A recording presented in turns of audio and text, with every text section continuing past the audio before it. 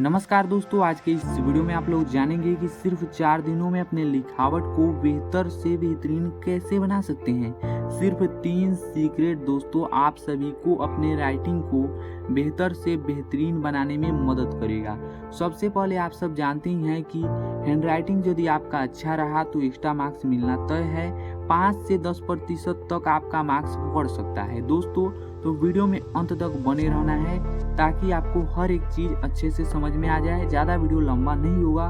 3 जरूरी टिप्स कुछ इस प्रकार से हैं। पेन कैसे पकड़ना है, शब्दों के बीच गैप कैसे रखना है, रोज तो प्रैक्टिस करना ही है लेकिन कैसे करना है, आइए हम लोग जानते हैं। पेन पकड़ने का सही तरीका, पहला ये टिप्स है पेन ज़्यादा प्रेशर बनाकर न पकड़ें, यानी कि पेन को हल्का हाथ से पकड़े और सही जगह पे पकड़े। जैसे कुछ इस प्रकार से, नीचे नहीं पकड़ना है। समझ में आ रहा है? सब्सक्राइब कर दीजिए। आगे हम लोग देखते हैं दूसरा टिप्स क्या है। दूसरा टिप्स है दोस्तों, शब्दों के बीच गैप रखें। यानी 2 शब्द यदि आप लिखे हुए हैं जैसे सुंदर, लिखावट, तो दोनों के बीच समान गैप रखें। यदि बराबर गैप रखेंगे तो आपका राइटिंग देखने में सुंदर होगा। और ऊपर से नीचे जो लाइन है उस लाइन में एक लाइन जरूर से छोड़े ताकि अच्छा राइटिंग बने। समझ में आ रहा है? और प्रैक्टिस करते समय देखिए, लिखने का प्रयास करना है, यानी रोज कम से कम 1 से 2 पेज लिखना है। जितना ज़्यादा आप लिखेंगे उतना ही बेहतर आपका राइटिंग होगा। ध्यान रखना है इस बात का।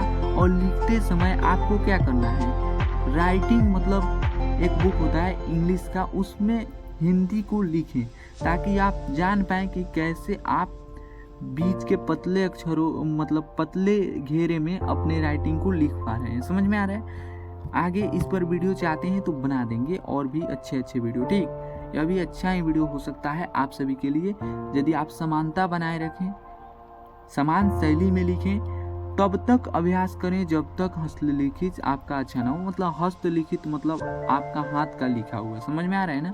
समान शैली में लिखना है, कि रो आप कुछ इस प्रकार से लिख रहे हैं तो इसी प्रकार से लिखें, इस प्रकार से नहीं।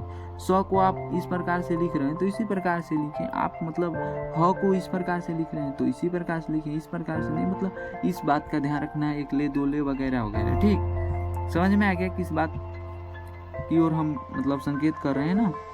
आगे हम लोग अंतिम जो बात है कुछ इस प्रकार से है कि हस्तलिखित स्पष्ट होना चाहिए। यदि आपका हाथों का लिखा हुआ अच्छा नहीं होगा तो दिक्कत हो सकता है, मार्क्स नहीं मिलेगा, समझ में ही नहीं आएगा।